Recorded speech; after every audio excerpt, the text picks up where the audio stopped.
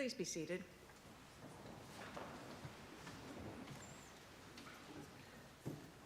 In the beginning, God creates the world. God calls people into a relationship through a covenant, and God blesses the entirety of all of it with a loving presence. And then we mess it up. So God speaks to our faith ancestors through thundering earthquakes and in supernatural events, because God tries to convince us to seek the good in creation and in one another.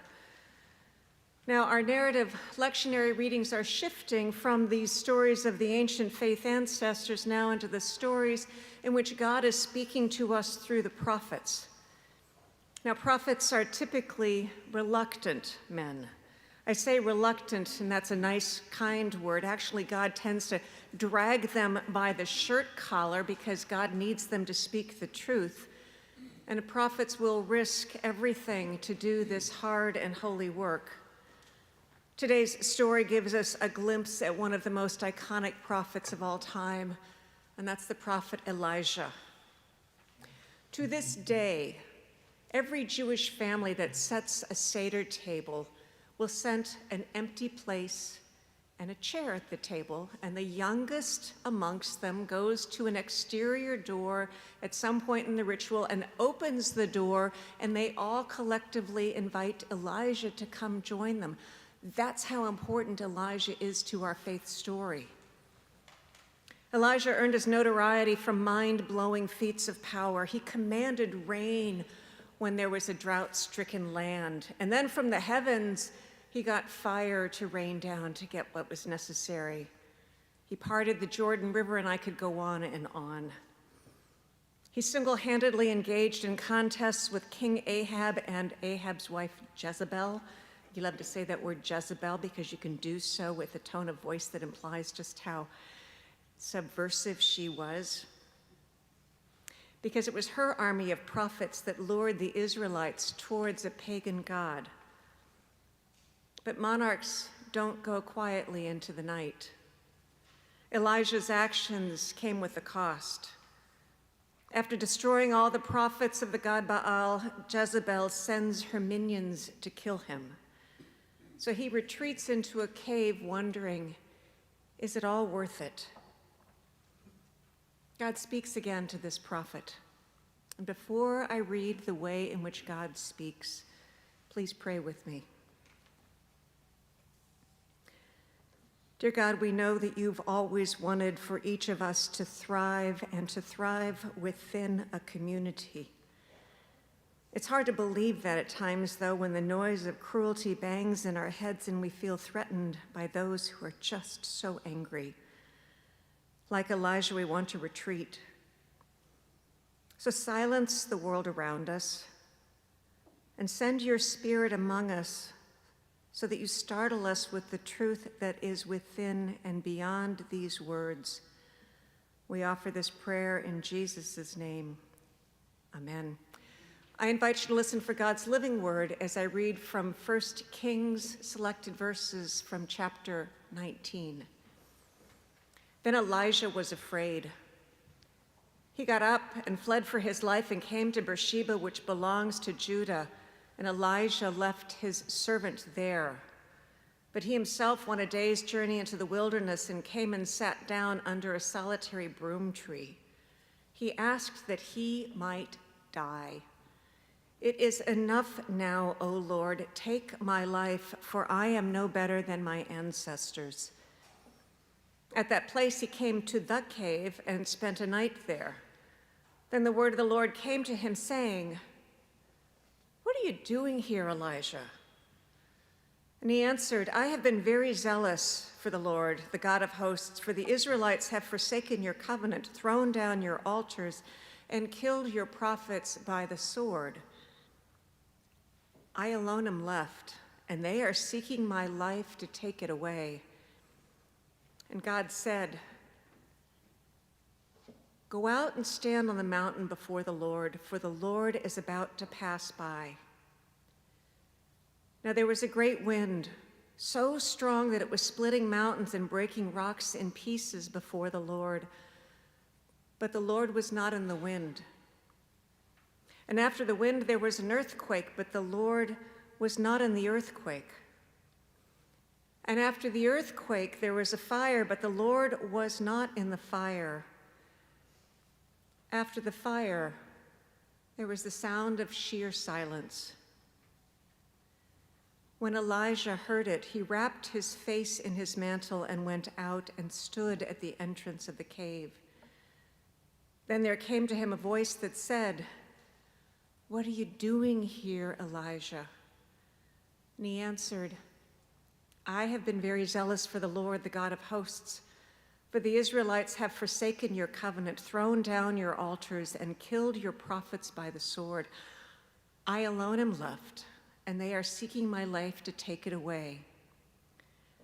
Then the Lord said to him, Go back to Damascus. Go back on your way into the wilderness, go back." Friends, this is the word of the Lord. Thanks be to God. When a member of our faith community dies, we make worship announcements and we include obituaries and photographs in our emails and wherever we can. Throughout my adult life, I heard the minister say, and now I have the privilege myself to say when I make those announcements, we give thanks to God for the gift of life and for the promise of life eternal. Those words never seem sufficient.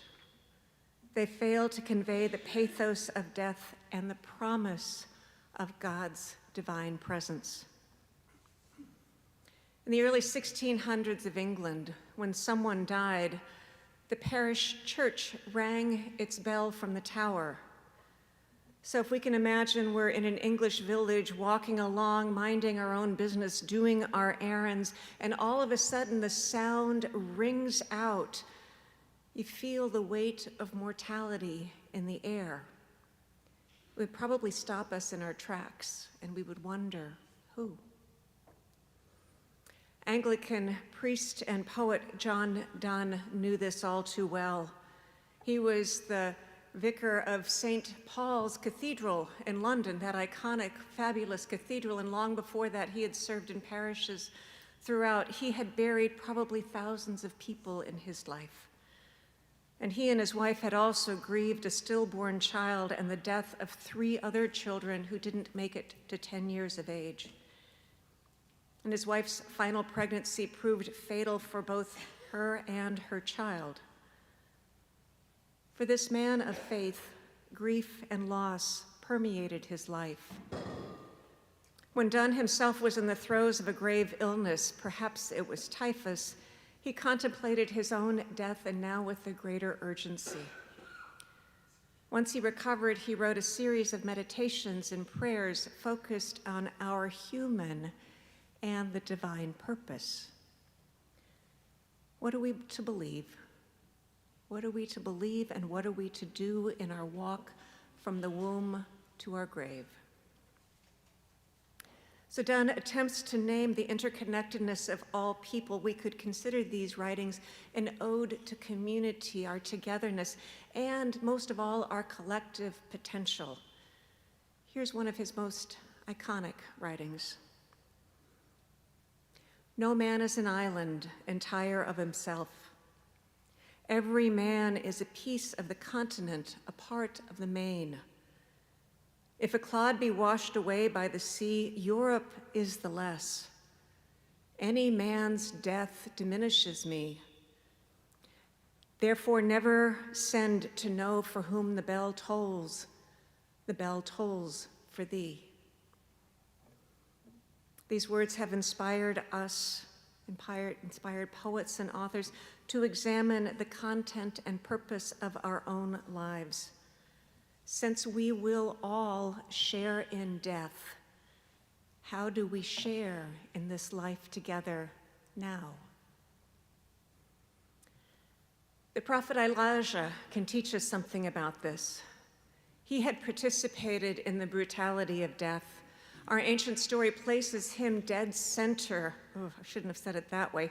Our ancient story places him right at the center of the events which silenced those false prophets. He was an agent for that. And now he's fearful of Jezebel's wrath, and he runs.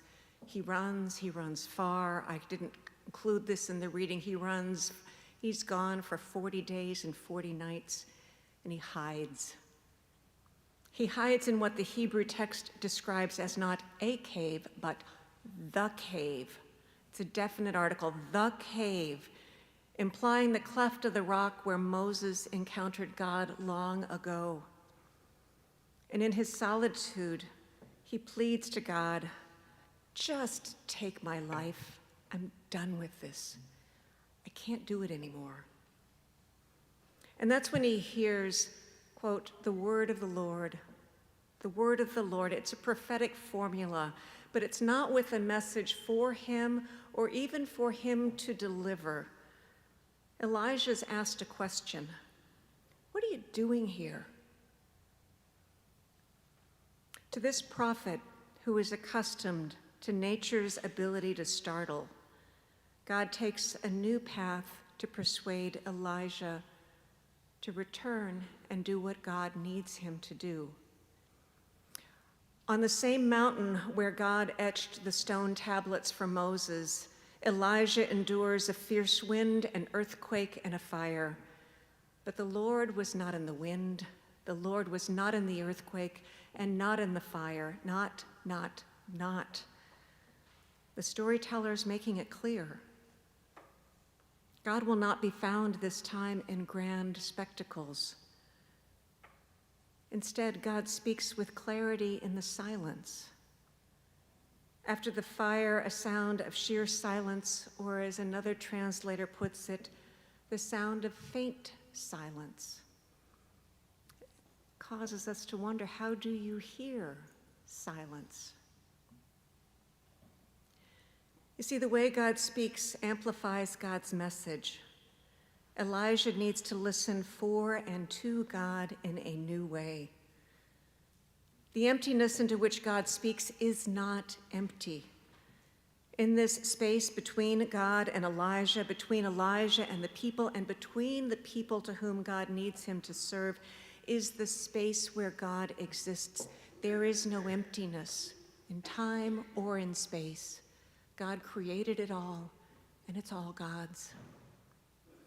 So God needs Elijah to become an agent to heal the wounds between the people and between the people and God.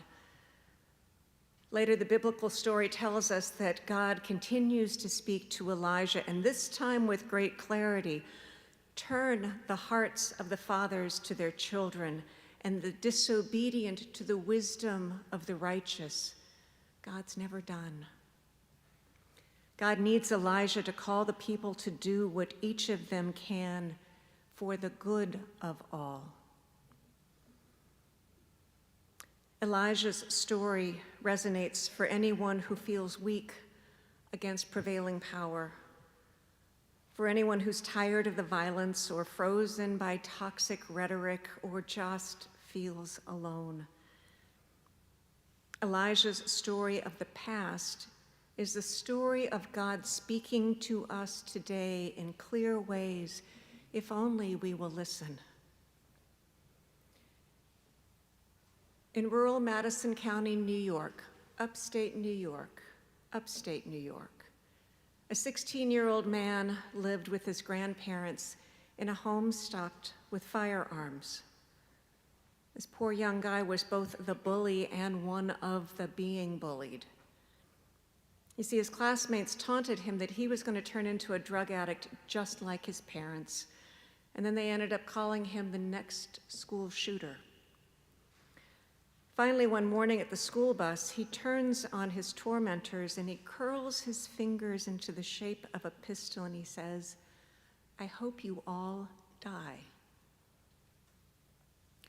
Do you run and hide, or do you stay and fight? The community responded, but in a different way. They had a plan. The collective efforts of 106 people from 59 organizations started to mobilize. And among them, they began to look into the young man's life, and they found a deep sense of alienation, troubled family relationships, easy access to guns, and intense bullying by his classmates, all of the symptoms of what could be tragic. So they, a collective they, went about a life-saving mission. They found that, yes, this young man was a potential perpetrator. So the sheriff intervened with the grandfather to secure the guns at home, and the sheriff will say, that's about all I knew to do, but other people knew to do more of what they could do. In their collective work, the labels of perpetrator and victim became far more nuanced. They found that this young man was also the victim of many things far beyond his control. And while the students on the bus were potential victims of an all too easy to imagine scenario, they needed to grasp their opportunity to change and grow. The school superintendent is recorded as saying, I quote, "We have a responsibility to develop good human beings. And taking a student that has troubles and saying just, not my problem, that passes the problem on to society as a whole." So in this small community, day by day, they listened to what was said, what was unsaid, and they listened into possibilities. And they believed in the possibility of one person joined with another person and in their collective ability to be brave and do something new. Because God speaks. God still speaks. The people of Madison County heard God ask, "What are you doing here? Thinking you can do nothing to prevent senseless violence? You can do something." God still speaks. God speaks in the desperate pleas for safety amongst residents who are terrorized in immigration raids. It's happening. And God is asking us why we think we have no voice to say, stop, we can do things differently. This past week, God's voice attempted to speak to the powers that be. God spoke to clergy. There was a group of clergy who gathered together on behalf of Bread for the World. 80 of our colleagues across faith traditions and denominations were scheduled to meet with one of our U.S. senators to plead for SNAP benefits to continue. The elected senator refused to listen, supposedly because of the government stalemate. He never showed up. We can't be silent. Hunger is never a partisan issue. Hunger is something we all share, and it's all of our concerns.